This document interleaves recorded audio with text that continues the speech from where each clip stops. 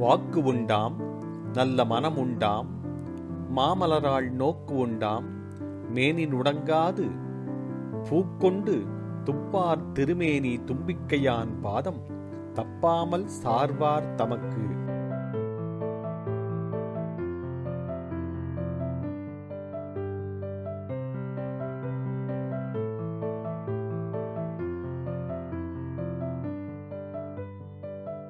வாக்கு உண்டாம், நல்ல மனம் உண்டாம், மாமலராள் நோக்கு உண்டாம், மேனி நுடங்காது பூக்கொண்டு துப்பார் திருமேனி தும்பிக்கையான் பாதம் தப்பாமல் சார்வார் தமக்கு.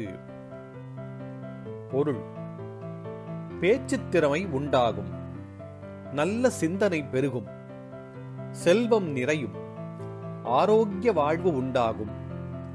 எவருக்கு? விநாயகரது திருவடிகளை சிந்திப்பவருக்கு, மலர்கொண்டு வழிபடுகிறவருக்கு.